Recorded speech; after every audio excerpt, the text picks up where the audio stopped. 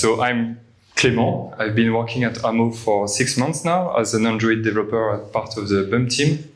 And tonight I will be talking about recording your UI defined with Compose as videos.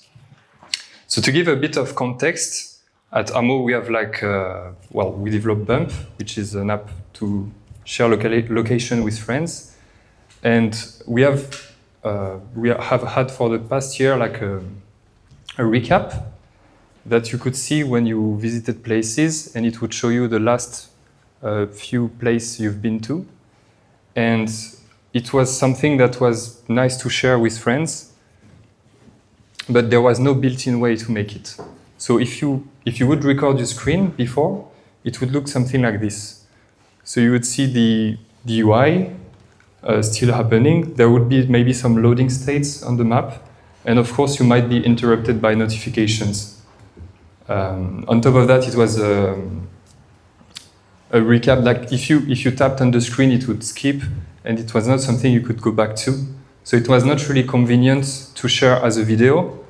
And we wanted something more consistent and reliable that we could use to export. So after a few weeks of work, we got to something like this. So without any UI, without notifications, a perfectly synchronized video, and that's it. So, and the main goal for us was also to reuse the same code without trying to rewrite everything.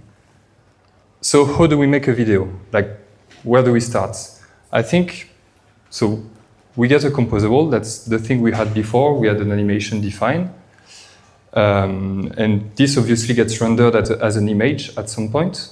So I guess the next step is to take these images and to put them into some encoder that would then generate a video. So that's just basics of making videos. You just put frames together and yeah. But technically, how does it work? So on Android, we have this composable, like on Compose multi-platform as well. And we want to output an image. So we have several ways to do that. One way is to use graphics layer and outputting a single frame at a time. We chose to go with Android views, which is, so we are using Compose view. Basically, it's a view that wraps a composable, and it means that we're going to have a composition that's going to be on its own view. And that's quite convenient for many reasons we'll see right after. And we decided to put this view inside a presentation, which is going to be displayed on a virtual display. So this is actually really cool because the virtual display is not attached to the views that you have in your UI. So it means if you quit the app, you might still have the virtual display alive, especially if you use a foreground service. So it's one of the good things, you could have your recording happening while you're on other apps, which is, something we wanted. And the last part, obviously, if we have a display, we're going to have some images, but we need to encode them. So on Android, you have the media codec, media mixer APIs that you can use. And one good thing about this is that you can get an input surface, which is something that basically can take input images and that the codec can use to receive the results. So if we put it in a more straightforward way, when we generate a new frame for our video, it's going to come from the Compose view, go through the presentation onto the virtual display, which is going to write it on the surface, and then the media codec is going to receive it. We can flush this to the media mixer, which will basically create a file. So yeah, a little bit, a lot of things. You could also just take frames and output directly to the codec. There are many options, and this was the one we sticked with. All right, let's go for some demo. So I made some app for this presentation. It's just a simple app with animated content. You have a Mapbox globe at the center, an animated image underneath, and a lot of party parrot GIFs on the top and the bottom. And also we implemented the whole pipeline I just described you to get this record button. And it's basically gonna output a video. So it looks good, but there are still like things to solve. The first one being the loading state. So you can see here the Mapbox logo because the map was Mapbox. And yeah, the image is still loading. So this is thing you don't want to see on a video. And for this, the technique is quite straightforward. You just need to not record before the video starts. So in our case, we just wait for the map to be ready, for the image to be loaded. I just put a boolean here, but it's basically tied to some unready callbacks that you can have, and that's going to be wired somewhere in your code that manages the frames. So if we have this, we're going to have a much better video without any loading. So you'll still see it on the UI, but you won't see it on the video, which is a good thing. All right. And there is a second thing we didn't consider, is that you might have some heavy animation. So maybe your phone is low on battery, maybe you have a phone that is not really fast, and you may want to handle these cases. For example, if I introduce code that blocks the main thread, you might see on the UI, obviously, that it's a bit laggy, but on the video, it's even worse. And well, if we aim to create something that's shareable and that's the same regardless of the device you created the video from, it's not a good experience. So there are two reasons for this. Like the UI is dropping frames because there is too much to work, so it's basically saying, yeah, we're not gonna render anything for now, so we're just postponing, and when it resumes, it takes the real time at the point, which is a good thing because you want your animation to go forward with real time. Otherwise, if you expect each frame to have the same distance in time, it might just be like, well, it would look very different in different settings. So the way we could do this is take this code, like it's just a simple recording loop. It's very simplified code. And instead of taking the real time, we can just use actual like frame time. So we're gonna remove all the stuff related to real time, and we're gonna increment it by a frame duration. So we're going to use a fixed frame rate for this case.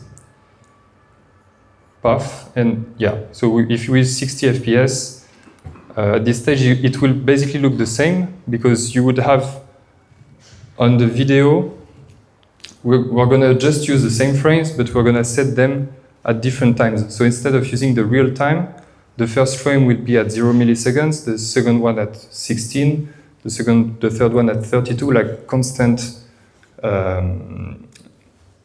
difference in time, basically. And of course, it's not going to solve our video issue, because that's, there is some lag in between. So for this, we also need to change the way the animation reacts to time to make sure that whenever there is a step in frame, we're going to have the same step in time for the animation. So let's dive in the code a little bit. If we look into the content that's displayed on the video, we have a map, we have a cone, we have party parrots, and all of these contain, the cone and party parrots contain animated content. So if we go there, we can see it's using an infinite transition, which is like an animation that you can use in Compose. And then it's just basically the UI definition of this. So on this API, you cannot really say, hey, I want this animation at this time, and just display it this way. So we need some way to figure it out.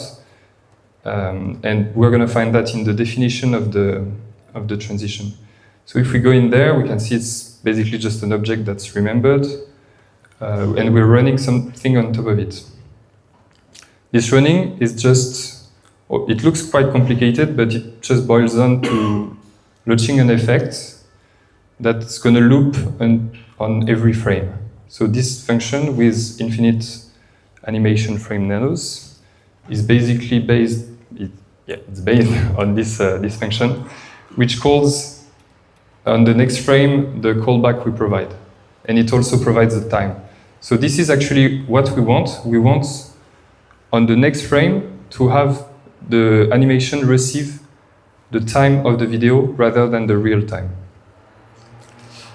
So how do we actually put this into the animation? That's a tricky question. You have this function that's implemented on monotonic frame clock, which is the thing in Compose that basically schedules, well, the frames. And it's set on a coroutine context. So the coroutine context is just a context that spans down all the coroutines when you use suspend functions. And you can see that it's set as a key, well, as a value in this coroutine context. So you get a monotonic frame clock, and it's returning a monotonic frame clock because this context is just kind of a map of elements, of key values elements basically. So this clock is just another one of them. Okay, that's cool. We can basically put this on the context, but we didn't see any context in the code we have. Like if we look at the code and go at the top, there is no way we can change the context here. Like there is just no hooks. I think one way would be to just copy paste this whole code and do a with context and change the coroutine context. But you can dive into this as well, launched effect, and you can see it has something to do with the composer itself. So it's a quite internal API of Compose, and I'm not going to explain too much what's happening in there. But the good thing is we have a Compose view, so we have control over the composition basically. And we can configure on this Compose view a parent context, which will basically wire the coroutine context for us. So it's just something that's going to schedule frames on based on the context, the current context. So usually it's based on the real time. It's going to schedule new composition frames, but with this being changed, you can basically set any clock you want on your recording. And if we do this, so just a simple boolean there. If we still have the lag on the UI, and we have a clock that controls the time based on the frame rate rather than based on the real time, we get a perfect video with regards to this cone. There is something we didn't check, like if we change the frame rate, for example, go to, let's say 10, yeah, 15, okay. We want this to be aligned, like the time is linked to the frame rate, so if we change the frame rate, like it means that every time we increment a frame, we're going to increment a different duration. And that shouldn't change the way the animation looks. Obviously, if you do 1 FPS, it's going to look very bad. But if you have, it should be like the same speed in real time. And here we can see the party periods are quite slower that we have. We can confirm this if we go to 120 FPS. And we're going to see, like, compared to the speed that you see here, they're going to be crazy fast. And yeah, that's not something you really want to have. So how does it work? We have this party period implementation here, and it's basically using an image painter from Coil, I think.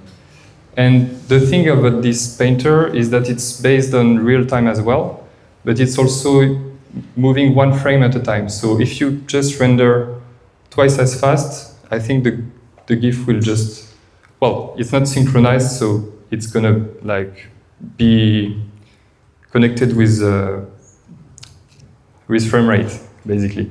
Like if you look into this implementation, it's not affected in any way by the hack we introduced with the context, because it's not using any suspend APIs. And for this, there is basically no built-in ways. So it's a context like where you need to either hack the tool or do it yourself. And well, in our case, we just implemented it again for our use case. And it's just like, you can just take all the frames and schedule them with this utility, with frame lilies. And since it's wired with launch effect, it's going to be like synchronized with time. So if we go back and record again, it's still going to be like looking good this time. If it wants to output something. Yeah. So we have something synchronized. All right, I think that's enough for the code. Composer. So we discovered here that we could synchronize compose animations if we tweak the coroutine context of your compose view. I didn't mention it, but you can also do it with coroutines delays. So it's the same, you have an object on the coroutine context that you can implement yourself, and it's going to change all the delays in all the effects.